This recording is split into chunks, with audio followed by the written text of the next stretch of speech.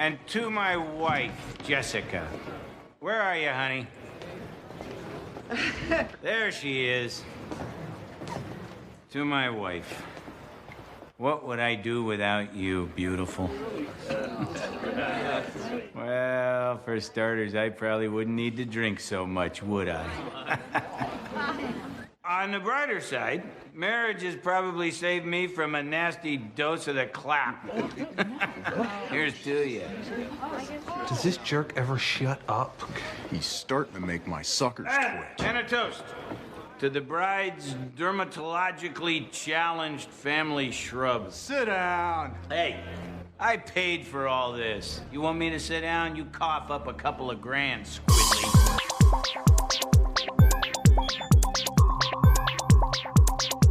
Hey everybody, welcome to episode 118 of Revisiting Sunnydale. I am Camila. And I'm Marcella. Welcome back to another episode. Many ways to keep up with us. Facebook page Revisiting Sunnydale, Twitter at Back to Sunnydale, Instagram now, RVS_podcast, a website, revisitingsunnydale.com, and to rate and follow and subscribe and review and to make sure each new episode is always in your pocket, go to Apple Podcasts, Libsyn, iHeartRadio, Google Podcasts, and Player FM. Now, speaking of reviews, I just happened upon, I don't really check the reviews portion that often on Apple Podcasts, but I happened upon it the other day and noticed there was some brand new stuff, some brand new comments and stuff there. So I thought it'd be nice to just give these people who took the time out to give a shout out to them and read their comments. And also, just so you know, what the folks on the streets are saying about Revisiting Sunnydale.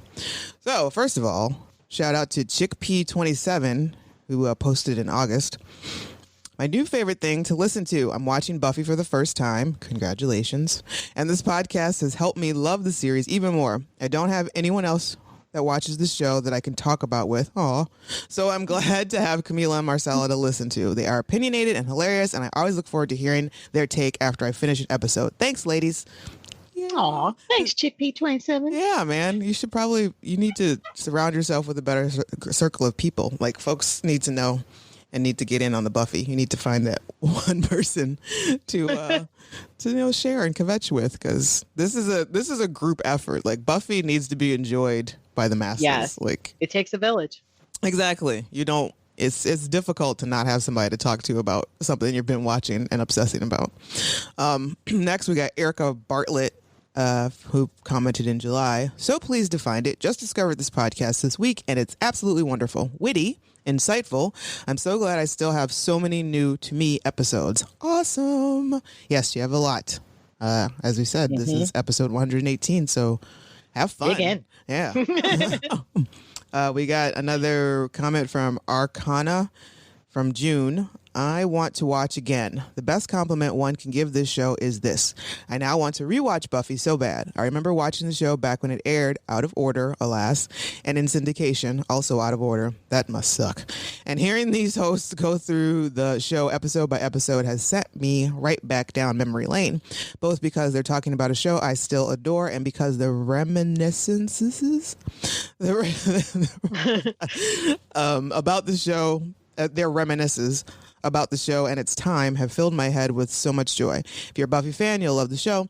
If you're just a fan of great sci-fi fantasy TV commentary, you'll also love the show. So listen to it in all caps. Thank you. Thank you so much. That is a great compliment. I appreciate that. That is a great compliment. And that must suck to have to watch Buffy out of order. Yeah. It's kind of like how we all watched Firefly the first time. Out of order, because Fox was a bunch of dicks. It's like, we don't care. Whatever, man. Just do what you're going to do. And then last but not least, we have no fucking names 8 left from May. I don't know what this name is.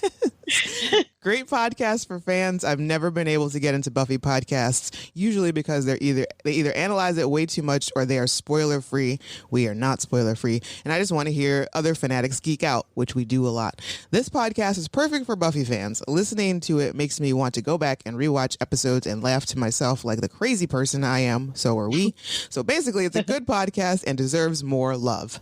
Thank you. Yay. Thank you. So thank you, everybody who took the time to type out some characters and their opinions and what you think of the show. We will keep doing what we're doing. And hopefully like keep bringing you awesome content. And we're on season 6, episode 16 of Buffy. So this means like we're getting closer to the end of Buffy, which but there's still a lot of new to you folks out there. So welcome, and I hope you're enjoying this. And maybe by the time you get to this one, I don't know how quickly you binge. We'll probably be on to Angel. Yeah. And also, unrelated to Buffy, but related to pop culture, happy birthday, Tom Hardy. When we're recording this, today is Tom Hardy's birthday. That's all I got. We love us some Tom Hardy around here. Yeah, that's all I got to say on that. All right, so Hell's Bells. Original air date March 5th, 2002. Written by Rebecca Kirshner, directed by David Solomon. Anya and Xander's wedding is thrown into turmoil when a man claiming to be Xander's future self turns up at the ceremony. Dick. Important guest stars, co-stars, Amber Benson as Tara, James C. Cleary as Clem, Casey Sander as Tony Harris. He was Rock Lanigan on Home Improvement. He was like one of Tim's best friends on Home Improvement. I don't really remember that, but I believe it.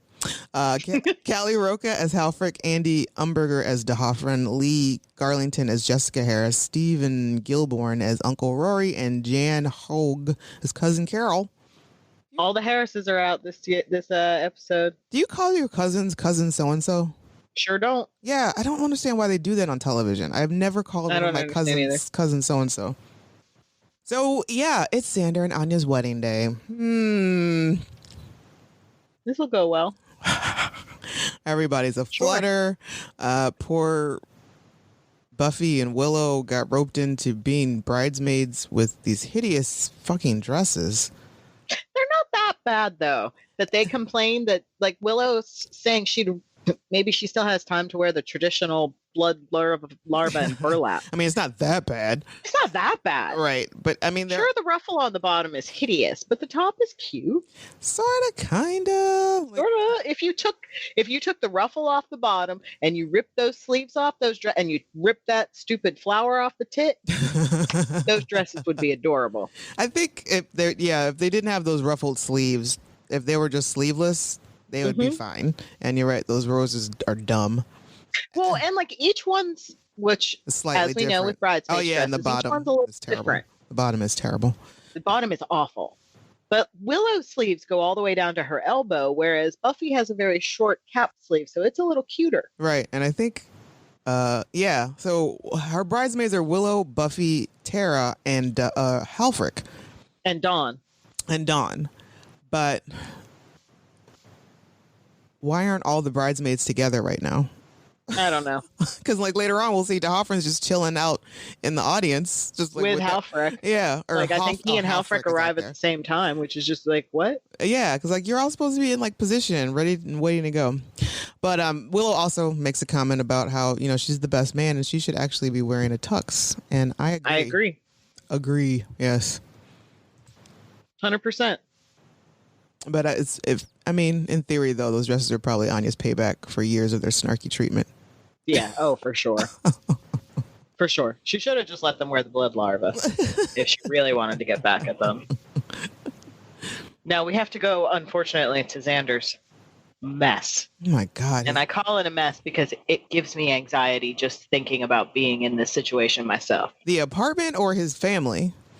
The whole family situation. Like, I don't understand why everybody stand with him. Is it Craven?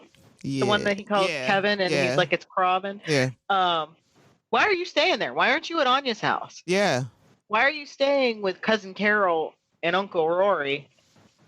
This is a mess. It is a hot mess, and the apartment is in shambles for one. Two, this doesn't look like the same apartment that he's been in, like the brand new apartment during the musical, and it looks like a completely different kitchen. Yeah, and it's just you're right. This is all they should have eloped. Like this is This is all horrible, horrible. As if weddings aren't bad enough to, in general, just like orchestrating everything and getting everybody right and making sure and like wondering if everybody going to get along and da da da da da. Now you got to add like these actual for real demons and alcoholics. Yep. And just flat out annoying people like Cousin Carol, who's asking about Kevin, whatever, Calvin, Carvin, if he, like, her self-esteem is so low, like there's clearly something wrong with him, and she's like, do you think he would mind dating a woman with a kid? Carol, if he could clear up his skin condition, right? Carol. And number 2, Carol, your Xander's cufflinks are your earrings. Like, you knew you didn't bring those weren't your earrings. They weren't yours. And how did she get? I'm pretty sure cufflinks, the studs on them are not big enough to go, no, are too big to go through a pierced ear of a woman in this age. But now her ear juice is on his cufflinks, and that's all I can think about. It's a hot mess. Xander's mom is worried about not being in the pictures. What happened to you? You know what happened to her? Xander's piece of shit dad, who immediately starts berating Xander for not being ready. But he's not ready because Cousin Carol has his damn cufflinks in her ears. And because you got Uncle Rory messing around playing games with the coffee maker, and it's just... And then it's like 9 a.m. like maybe, 80... and they're all already drinking. Right, and there's like 50 people living in his apartment right now. Like, he probably just got out of the shower. He was probably just wasn't able to get in there. And it's just a hot mess. And thankfully, we only have to deal with it for a short amount of time, because then we go to the consequences of Xander's chip habit from the past episode. Yeah. He can't get his cummerbund on. Yeah. And he's freaking out about it. I don't know why is Buffy wearing his jacket? I don't know. She looks like a child wearing her dad's jacket, though. Yeah. But she uses her Slayer strength to get Das Cumberbund fastened. Unfortunately, I think so Xander's under a lot of pressure. Pressure from his family, pressure for the wedding, just pressure. Mm-hmm. And I feel like even though this little pep talk from Buffy was meant to be a loving friend moment, mm-hmm. I think all she did was kind of add pressure. Well, yeah, because now she's like, hey, you guys are my beacon of what a happy relationship is supposed to be like. Yes. Like, I'm setting all of my hopes and dreams on you guys. Got to make it work. Because otherwise, and then she starts to cry. Lily's like... In the meantime, Tara and Willow are helping Anya, who's still practicing her vows. Like, I think she's still writing them. I don't even think she's... Because, like, every time she starts saying them, there's something completely different. Right. Completely different. You cannot put what she's putting in these vows, though. No. And is this the first round? These first round vows is where your burn comes in, or?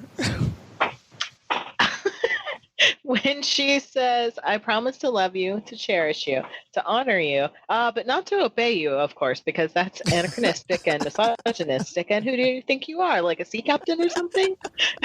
Which, yeah, that's pretty great. That is pretty great. And when we were hearing all of these vows, all these different versions of the vows, I mean, they're all like ludicrous, some of them, but what the whole overarching theme is that she really loves this dude.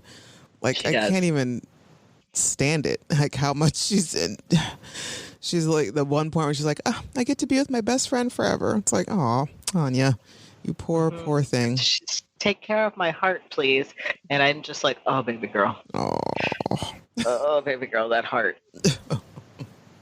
It's going to go through a blender. Yeah. And Tara and Willow are using this moment to start having cutesy eyes back and forth. Yeah. It's kind of adorable. But Anya looks beautiful. She does. That is a great dress on her. She's so damn tiny. Now, for whatever reason, Willow and Tara are saddled with the same disgusting arms on their bridesmaids' dresses. Mm-hmm. It's such a pretty dress. And she's so excited. She wants to see Xander right away, and they have to tell her that she can't. She's like, she wants to have a little sex right now. Yeah. And she's like, I can't keep all these ridiculous traditions straight. But now it's time for wedding shenanigans. Oh my God. Let's check in with the guest list menagerie that's coming in. So first and foremost, we got Uncle Rory being soups inappropriate with the waitstaff. So bad. So bad. And like, get your hands off this girl. right, like this poor thing. Like this, she doesn't have to endure this. At any point, she could have told him just stop. And she is giving Dawn the stranger danger eyes, like severe. Help me, please. And Donnie is just a child, and she's like, I have to go. Right. Sorry. So Don gets the fuck out of there because it would have only been a matter of time. And so Dawn is greeting guests to come in through the door, and we've got a whole slew of crazy looking folks, and then DeHoffrin shows up with a box with holes in it. And the running lie is that they're circus folk. Because I'm trying to understand how these rando normal people that we've never seen in our life, I don't know, there's a goth kid with black lipstick, there's a demon, I'm trying to understand what they told these people at the wedding. Like, they're going to be in cosplay, don't worry about it. Right, yeah. It's just makeup. Yeah, like the whole circus folk thing, that's not going to jive. That doesn't work. The cosplay, yes, that would have worked. And there's Eel. And whatever gift DeHoffrin and Halfrick brought is like alive. And it's like... And why is she just getting there now? Yeah. You're a bad bridesmaid. Yeah. And so... Yeah, I'm so confused by the whole circus folk thing, but whatever. But most importantly, or also another oddball, is that Spike is here with some fucking meth head skank as his date. Where did he get her? I don't know. He picked her up at some fucking, I don't know, rehab clinic, it looks like. And I'm confused as to why he's even there. Maybe his roommate sent him, an invite. It's his old roomie. So, you got to send your college roommate an invite to your wedding. Hates him. And I can't imagine Anya would have gone to bat for to keep Spike on the guest list, because this is well before they boinked. Yeah. Nah, he's totally gate crashing for 100%. He knew Buffy would be there. He just wanted to throw this bitch in her face. And he didn't even bring a gift. How dare you? No. I don't think he really had any intention of staying. He just wanted to literally rub this girl in her face, and was probably going to jet after that. Yeah. So now we've got Xander's parents, or at least some of Xander's family, and some of Anya's folk chatting it up about how they're going to raise the kids in their whatever ways and blah, blah, blah. Oh, we guarantee the Harris family is very open-minded. And meanwhile, old dude Daddy Harris is getting trashed at the bar. Absolutely snockered. And then we see some mysterious old man in the raincoat sneaks in, and nobody knows who he is yet. So back at the ranch, or back in wherever, are they getting married at a school? I think it's like an Elks Lodge. Okay. So it's a very weird place. Yeah, Buffy and Xander are still getting it together, and Buffy is giving him a little more pep talks, and Xander is making sure she understands to keep his dad away from the bar, keep his mom away from the bar.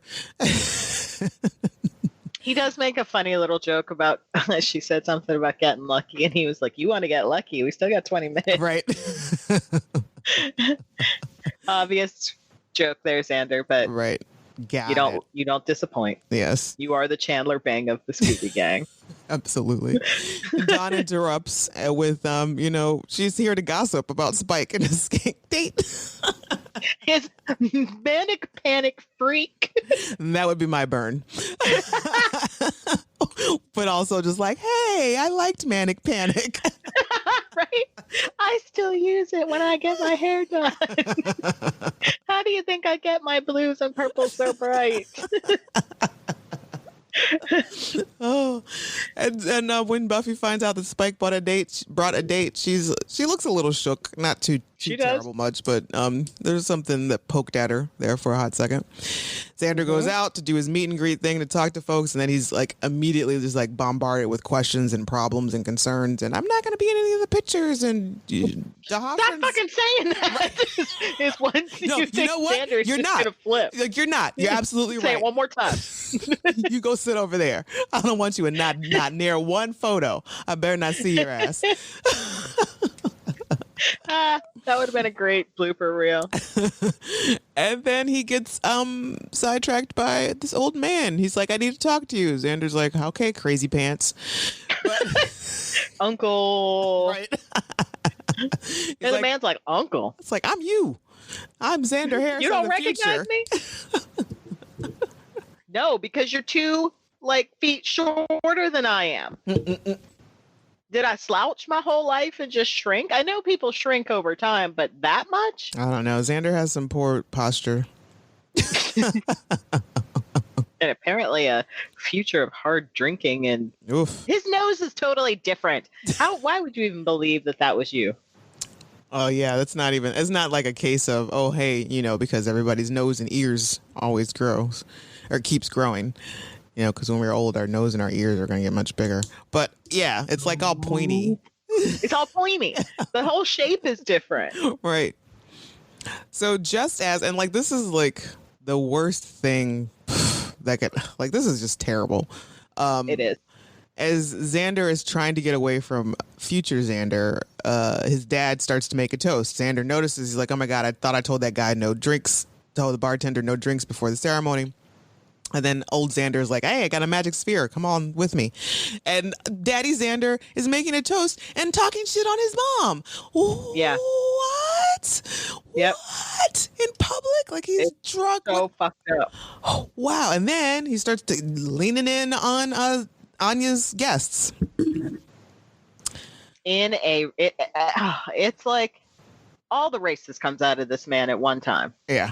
It just comes flooding out. And some dude is about to kick off in his ass, one of the demons, and Buffy saves him from it. Mm-hmm. And, she pulls him aside, is like, hey, go, pulls him off, no. Hey, let's go get a cup of coffee. And then he starts to get inappropriate with her. He starts to come on to her and like, oh, okay. So here's my thing. He mentioned something about her little purse. Yeah, that he puked in. He used to have a little pink purse. He did. Yep. She did. Yep. Until at the engagement party, he threw up in it. Jackass. But he goes in and starts to say something really appropriate to her. But, sir, haven't you known her since she was in high school? Like 15? That's nasty. Like how, why? How dare you? Unless Xander was smart and didn't, This seems about right. Like Xander, let his friends ever come over to his house. that seems about right because he spent most of the time outside of his house. Also, he was not really big on that. And when when he lived in their basement, they had to. He didn't have a private entrance in the basement. They had to come through the house. You know what's weird? Why isn't Giles here at this wedding? Yeah, that's the big question. Why is Giles not at this wedding? He was just like, look, you both. It's like, I don't have the miles. I can't. Nope. That's an expensive flight. I'm not sitting in the middle seat one more time. I'm not doing it. Who cares that you're running my store? I don't care. But the stupid old man does not let Xander get away. And he uses some weird flashball crystal thing. And Xander is now trapped in a vision of his future. He's in his tuxedo. In a vision of his future. Yeah. So I don't know. I'm sure it's something about Xander seeing himself, and that's why he's still in that moment. But like his future with Anya, and they've got 2 kids, and one of the kids apparently is not his. Looks like it's Clem. Looks like Anya and Clem had some time together. Which Anya. Well, she's mad because, he never really got over Buffy, and she doesn't want to even, he doesn't want to talk about Buffy because apparently Buffy is dead. Yeah, Buffy's dead, and he threw out his back, broke his back or something trying to save her, and now he can't work.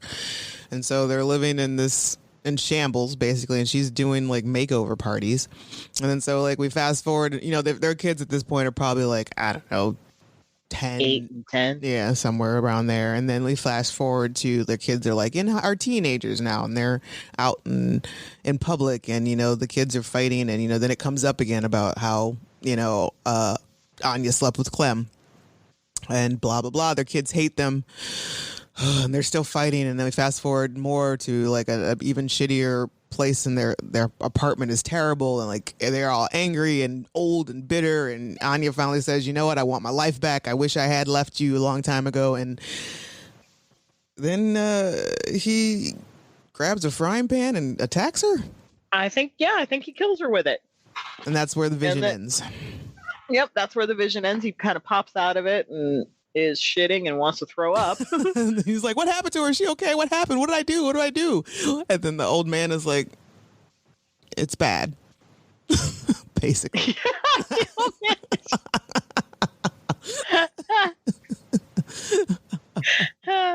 This old man's not trustworthy, in my opinion. No. This is some hog swallow there. This is some shit that he's trying to sell, and I'm not buying it.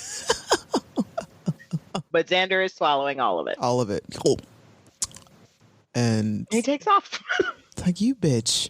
You no conversation, no basic bitch. What? He just disappears. Real basic. It's like, if you don't want to hurt her, you should leave now. It's like, and he's like, I guess I'll leave. Right. It's like the pain you cause her now is going to be far less than the pain you're going to cause her in the future. Okay. I guess I'll go. How about you tell her, look, I'm going to kill you if we get married. Let's talk about this. Right. It's like, no. Also, it's just, I mean, it's the future. It's not like you can change how things go. Right. It's like, so you get into the future and, you know, there's this fight that you need to, maybe you don't fight anymore. Maybe you don't fight demons anymore. Maybe you stop doing that. Right. You won't throw your back out. How about don't be a dick? Right. Hey, it's simple. It seems pretty simple. You know, you've now seen what not to do. Right. So don't do any of that. Problem solved. But he takes it to the extreme and is like, I'm just not going to get married. I'm just not going to do any of it. I'm out. So while he's pooping himself, Buffy and Spike come into contact, and Spike leaning very, very seductively up against this Elks Lodge wall. God, you make this cheap paint look really amazing, Spike. And right? I've never had such dirty thoughts with a church pew so close by. And his little date's not around, and, you know, they're having like a little uncomfortable but very cordial post-breakup chat. It's cute. It is, and this is probably the nicest she's ever been to him, and ever will be. Like this moment right here, because it's actually talking like people. Yep. And being honest. Yes. About how they're, you know, she admits that she's a little jealous. She is a little jealous. It hurts a little bit, and I'm not gonna lie. And he's like, good. And he, adorably, it's like, I'm so sorry. Wait a minute. No, I'm not. That was my point. That's what, yeah, that's what I was trying to do.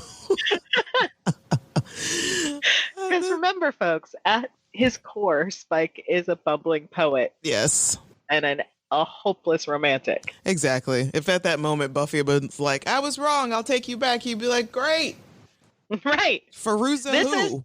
Like it was... So this is probably the closest we will ever get to Buffy and William having an honest conversation. Yeah. Well, yeah, William with a lot less pitiful William. William would be pee-peeing his pants right now. I love you. He's more angel. No, I love you, Buffy. Let me write a poem for you. Effulgent. So he decides to just, you know what, I'm just going to leave. You know, give the happy couple my best whatevers and blah, blah, blah. But it's also, he makes note that it's nice to see Buffy happy, even if it's for somebody else, because you don't see that often. And that's, and that would probably be that would be the worst kick in the pants for me. If I were Buffy, it'd be like, oh, you're right. I am miserable most of the time. Thanks for pointing it out. I suck. You big dick. Well, Xander hasn't taken off yet. He is pooping himself in the kitchen of the Elks Lodge, where apparently they've bought a lot of tonic water.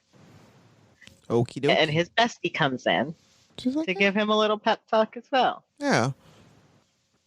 And they hug. Which apparently didn't work. Nope, they hug, and he gives the whole desperate "I love you so much" thing. And at that moment, she probably should have sensed something was wrong, because it was a real. I do like the callback to high school, though, with the, good thing I realized I was gay. You, me, formal wear. Right. I mean, but honey, like that nobody's getting laid in that dress that you're wearing. No. That's not happening. He does make some gross comment about her double X's or something looking good. Yeah. And I'm like, ew. Stop it right now. But they don't. Like, that dress is so unflattering. It doesn't even, it's not It like really it is. doesn't fit them properly. Like, it doesn't come into the waist at all. This looks like they A didn't sack have of material that they got. they didn't have these altered. No. Absolutely not. I'm trying to think of like the worst place they could have gotten them, but I can't think of any. Gabe's? Yeah, maybe. Stephen Barry. But we get back to Anya and her her vows, and these ones are totally different. She's still working on them, Yeah. but this time she's promising to be a sex poodle. And Tara is here to witness this. And tell her not.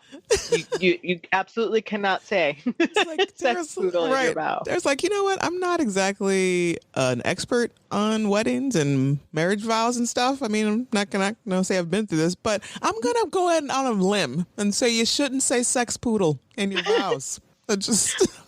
And the best part about that is the look on Anya's face, and she's just like, huh. Okay. Like, she's so surprised. Like, right.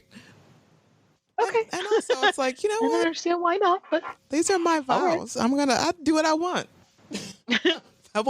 I'm surprised she wore her hair out. Brides typically wear their hair up. Yeah. For their wedding, good. But she looks so pretty. I don't think she looks good with her hair up. So yeah, her veil is really pretty too. I like how it's wavy and yes, the way it's like kind of looks like tendrils just kind of going down her back. Yeah. Everything about that dress is it's a stunner. Yep. And so now Xander is really gone, and Willow comes to tell Buffy, and Buffy comes up with the most bullshit excuse of why they need to stall. Willow's gonna go look for him.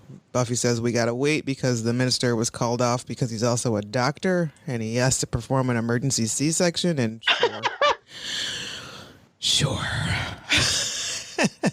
And Anya's like, okay, whatever, fine.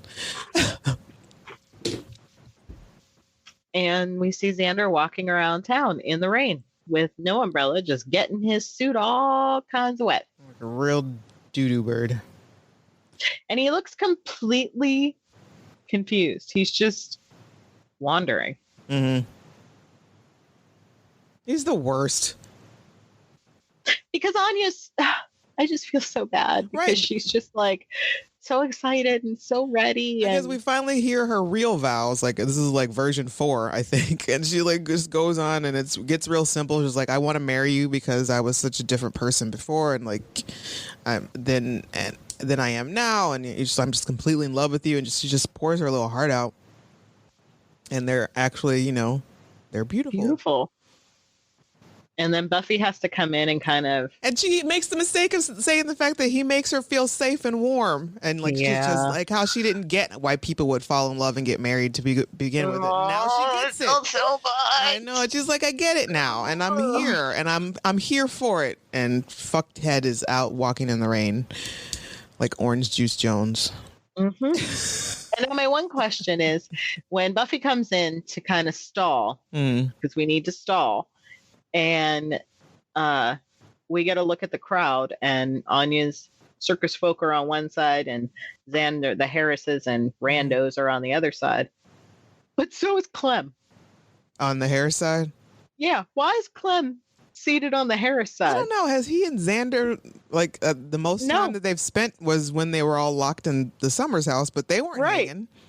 They weren't bros. No, they don't have a is there some kind of secret bromance going on between Clem and... Which also, though, like, Clem didn't know Anya beforehand either, so he shouldn't really have been invited to this wedding either. Right.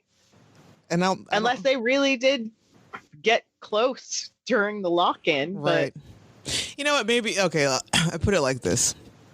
Anya, which I'm surprised there's not more guests at this wedding, but Anya was so damn excited about this thing. I could see her just like meeting a new person and being like, "You Come should to my wedding!" Right? Yeah. Or even, yes, Spike, you should come too. And here's another question I have. Why is Halfrick sitting in the front row? Why isn't she helping with any of this shit? Exactly. You're a bridesmaid. You're supposed to be backstage helping out the bride. This is your Right. positioning right now. You're like, what are you doing? So Buffy, Dawn's outside getting her flirt on with Beelzebub. He straight up looks like just the devil. He's got horns right. coming out. and not even like subtle horns. Like these horns it's like a ram. And so everybody, Buffy's distracting the crowd. She's juggling, I think, at one point. Yeah, which took me aback. I was like, oh, Sarah can juggle. Look at you. Yeah. I've tried. Can't do it. Nope. Can't do it. And finally, Anya's had enough. And she said, nobody waits. The bride waits for no one. I'm getting married. Mm-hmm. She marches and off. She just rushes in there. And guess who is the one that just spills the news out there? Like fucking Spaz Dawn, always there to make matters worse. Right? She's just like, blah, blah, blah, flirt, flirt, flirt. Oh, you don't even know half of it. The groom is missing. And Anya just happens to overhear that portion. Like a soap opera. She, at the perfect time, says the thing really loud that someone shouldn't hear. Right. And of course, understandably so, Anya freaks out. Xander's missing? What do you mean Xander's missing? Where is Xander? We can't find Xander. Why isn't he here? Da da da da. And then a fight breaks out. because Xander's dad's being a real dick. And he says that drinking is the only way he can get through looking at some of Anya's circus folks' ugly faces. Which, wow. And at first I thought he was talking about his wife. Who, Mrs. Harris, if you thought you weren't, I guess because you thought you weren't going to be in any of the pictures, that's why you got so much tit hanging out at your son's wedding? Is that appropriate for mother of the groom? Right? That's a lot of cleavage. It is a lot. for anyone, but especially the mother of the bride. Groom. And then a full-on brawl breaks out. Poor Tara gets rickrolled through the crowd. She's just and Willow comes to save the day or just help her out of it, which seemed a little forced for a moment for them to have. But and then is it Cousin Carol that's like, oh, I know what happened. Xander was talking to that dude over there. Right. So Buffy is like, or Anya goes over and it's like, yo, what did you do? Where's Xander? What did you say? What did he say? And dude's like, oh, you don't recognize me? And she's like, they do a little thing real quick, like to kind of trick the audiences. She's like, Xander, what did you say to him? And it's like, oh, okay. It's like, oh, she recognized. Oh, no. Okay. I get it. So they go back and forth. And then finally he admits that, I am a dude that you turned into a demon several 100 years ago. One of your old charges. Hey, Anya, how you doing? And from 1914, I think he's been holding this. Yeah, something like that. And he's a lot bigger. He's huge. He's real big. And I'm also wondering, I feel like the same type of demon made an appearance on Angel. Yeah, I feel like looks kind of familiar. I've seen this demon before with his teeth head. Mm-hmm. How do you lay down at night? How do you rest your head? Do you just sit up? Because no matter which way you turn your head, there's a spike. Maybe he's like a bat and suspends upside down from the ceiling. He'd have to. And he has his name's Stuart Redmond or something. He has the dumbest name. Right. And unfortunately, he's just some dude that Anya cursed. Right. And nothing remarkable. She doesn't even remember him. And he's like, well, I remember you. And it's just, again, along those, he's been It's not even one of the funny ones that she remembers. Remember she laughed about the guy that she made eat his own butt or something. There's memorable vengeance. Yeah. Yeah. But this is not one of them. No. And she's still very confused. Really? You did all this just to fuck with me, just to get back at me? He's like, yep, And she starts to cry. Like, she looks so distraught and just... Because she realizes he really didn't do that much. It didn't take that much for Xander to just run. Right. He points out that he showed him some false, phony images. Some his own worst nightmare is what he mirrored back to him. So basically, he didn't really do anything. Just whatever Xander feared the most, that's what the visions that he saw. And for whatever reason, half of the crowd is now watching the fight go on between Buffy and this giant demon. Yes. They've stopped fighting and they're like, ooh, What's better that? fight. Yeah. And Xander shows up. He comes in and tries to, I don't know. I don't know what he didn't even really fight. He just I know, he smashed the dude with one of the styrofoam pillars, it looks like. But and I love that Buffy has to run in between them. Excuse me, and she grabs like some lace off of the moose head or whatever, an elk. Right. And they go about killing this thing. The crowd applauds, and they're kind of waiting for the demon to go poof, when he doesn't. Yep, there's a nice little throwback to season 3 with Willow's. Anybody waiting for this guy to go poof? She had said that in the Wish episode. Yes.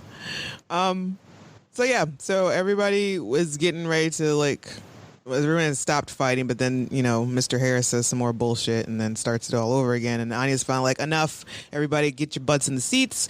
We're doing this thing. Let's do it. And she turns to Xander and she's like, all right, let's do this. And he's like, I don't know. Not so much. I don't really want to. And she's like, Halfrick is still sitting on her ass. Halfrick is still sitting on her ass in the front row. She didn't even help break up the fight. Useless. Worst bridesmaid ever. And poor Anya, she's like, hey, it's cool, dude. It was fake. It was phony. It wasn't nothing. And Xander's like, it's really not, because I'm really scared. And at that point, you know what? Fuck you, dude. Fuck you. Yeah. He was lucky that she didn't just like stab him right then and there. And I think he even says something along the lines, or she's like, you're not ready now? And he's more like, I'm not ready ever. It's like, it's like, well, how do you know that? Like, right. Why don't you sleep on it? Why don't we put a pin in it? Right. Because you asked me, buddy. You asked me. Exactly. It wasn't my idea. And I think it's also like, what makes matters worse is that she points out, she's like, the visions, they weren't real. He did this thing to make you hate me. Was it me that you were hating? He's like, no, it wasn't you I was hating. It was myself. So then, there's a thing called personal growth and change. You now know what you need to work on. Right. We need to look inside ourselves and grow and evolve and make things better so as to not murder your wife in the future. Right. And he just sees his parents, and he just happens to glance at his parents who are arguing, and that's not cool. That's not okay. That is not a fair comparison, no, Dick. Your father is a raging alcoholic, and your mother clearly has been beaten down over years and years of his alcoholism. And also, you should have probably be a little bit more supportive of your mom being like, yo, you should leave this dick. But that's a whole nother story. Mm-hmm. So, and I think she's getting the impression that like he doesn't want to get married, but there's this underlying, he was like, nah, we're done. Like, we can't start over. Right. We're kind of done. We're done. This is all over. Like, it's not just not getting married. You and I are no longer you and I. Like, we're not us. Which, damn. And then to make matters worse, he leaves it to her to tell the guests, to tell everybody. He just leaves. Like, you can't even be man enough to go stand up in front of everybody and explain what dick move you just pulled? Oh. The walk down the aisle of shame. Oh, poor Anya. Oh. I can't believe he turns around and walks out. Right. Like, fuck you, dude. Right. Welcome to Xander the fuckboy. Right. This is where we lose all respect for you. we had very little to begin with, Exactly. but you just lost the very little bit that I had for you It's done. with this move. It's done. It's. You gonna go find some new girls? Is that you just want to be single? Is that the thing? You think you still holding out hope for Buffy? Because we're here to tell you that's not gonna happen. Ever. It's not gonna happen. And everybody just kind of looks. The band. Whoa. Read the room, band. Do you see? Can you not read the room? Right. Do you see what's happening? There are tears falling from this woman's face. Do you see a groom anywhere? Anywhere. But can we point out there are tears falling from her eyes, but no makeup? Whoever did her makeup, flawless. Right. Did the damn thing. So then everybody's back at the Summers house, and they're all feeling so bad, drinking the weakest tea I've ever seen. Like it's like, what are you basically the third like cup that you try to get out of the tea broth. It's a vegetable broth. Is what they're drinking. It's like that is not tea. And they're all just feeling real bad, real bummed out. Yeah, they're like, and Buffy, oof, she's like, they were supposed to be my light at the end of the tunnel. Turns out it was just a train. Oof. It's partly your fault for saying that. But thanks. They all have the dumbest shirts on. Where did they get these shirts?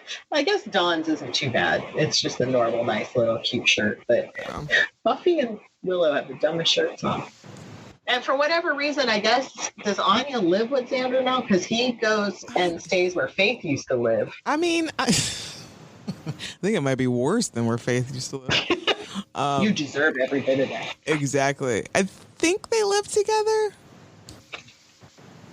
I guess that's why he didn't go home. So he Which- got himself a hotel room.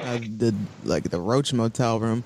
And you know what? That's the least he could have done was to excuse himself from that apartment and not go back there, or at least not make her have to leave. But Right. again, though, like if I were her, I wouldn't have gone back there at all anyway, for fear he would have been there, or would have gone back just to burn the place down. Whatever. That's what I was It going to doesn't- say. Just to burn everything he owns. would have gone to left eye the place. Angela Bassett style, everything in the car. Blow it up. But no, Anya is consoling herself in a pit. Why is it so dark? Where are they? They're in like the darkest room I've ever seen. I mean, I guess it's just whatever other dimension. I guess he had to leave real soon, and so he couldn't hang out. They couldn't go get coffee or something. Like it's like, let me take you back to my lair, my dark lair. She's with the Hoffreck. Yes, and he and goes still, on. Halfreck is still not there. And Halfreck like Halfreck was the one that pointed out long ago that maybe something might be a little off because of the way Right. he talked to her. Right. But where is she now? Yeah. Gone. She just went home. Them she's like, yeah, told you. And so Hoffreck is like, his big point is, you let this dude domesticate you. Right now? Is this a conversation we need to have right now? You need It to. literally happened 10 minutes ago. I mean, you really want to go in on me about what I did wrong? what I did wrong? Right. You want to talk about what I did wrong He's right like, now? you used to be great. You were the thing that the demons, like, you were, man feared you and blah, blah, blah. And now you're just this little crying ass bitch. To Hoffren, sir. Like, really? But he's making her an offer. Yep. So now, girl, you ready to get your powers back? You ready to do the damn thing? And she just And we're stares kind up of at him. left with, is she? Yeah, she just stares up at him, and then end credits. I hope so. Back then, I was like, I hope so. Right. Get it. Get it. Get it. Get it. You do that slow church clap. Yes. Get it ass. He deserves every bit of it. But as we'll come to find out, vengeance you can't take your own vengeance. That would be like You the can't biggest do it. kick in the pants. Like, that would be the worst. It was like, oh, come on. But it leads to some of the funniest scenes in Yes. this season. Her trying to get others to exact vengeance Exactly. on Xander. So yeah, I think the only body dropped was the weird demon. There's no songs. No. The Bechtel test. No. No, because it's mostly all about Xander. Yep. Xander being a fuck boy. There are lots of trivia for this episode. The first one is while Buffy's playing charades with the crowd, she puts her fingers up to her head like horns, and you can hear someone in the background guess Deathwalk Clan, which is a reference to Lauren from Angel, who is a member of the Deathwalk Clan. That's awesome. Isn't that great? The title, Hell's Bells, is an exclamation of anger, frustration, or surprise. The full exclamation is Hell's Bells and Buckets of Blood. Damn, I had no idea. Right? Whoever said that? Like, I don't know. now I want to. I have to find a reason to say it, and I'm going to use it. It's 2020. You'll have plenty of reasons to say it. Right? I'm going to the next time I stub my toe, Hell's Bells and a Buckets of Blood. It's also making reference to a song by AC/DC. You know who AC/DC is. Right. Amber Benson once said in an interview to the Buffy magazine, I'm the biggest klutz on the set. Remember Emma in that wedding dress? I got that dress off of her at least 4 times because I'd be following her and I'd step on the dress and she'd be pulling it back up. But she looked gorgeous in that dress. Aww. Sarah Michelle Gellar displays her real life talent for juggling, as we talked about. And for some reason, Clem is sitting amongst Xander's family and friends, even though they recently met and just older and far away. Yeah. So confusing. The moral of this story: don't let little issues become big issues. True that. If, Talk shit out. Yeah, if he and Anya had honest conversations before all this about their I'll never tell, which, they had the song. Like, they sang the song out, so you don't remember all of these right. worries and fears. Like, that was a conversation to have been had once the demon was vanquished. Once the singing Not stopped. only like the lyrics of that song, but the reason that he called the demon in the first place. Right. So y'all just been eating chips and making wedding plans since That's it. They shoved it all under the rug. Nobody wanted to talk about what was really going on. No, they let stupid Riley and Sam's great marriage fool them into thinking they got this. You didn't have this. You absolutely did not have this. You did not have this. So let us know your thoughts on Hell's Bells by recording an MP3 file less than 2 minutes and emailing it to revisitingsunnydale@gmail.com. We may play it on the air. Or you can write us an email, too. You can send that to us. We can read that on the air, too. Next week is one of my favorite episodes and the way I would have liked the series to have ended, Normal Again.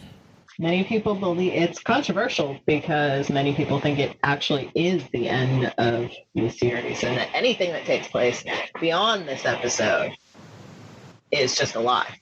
Well, we will deconstruct that on the next episode.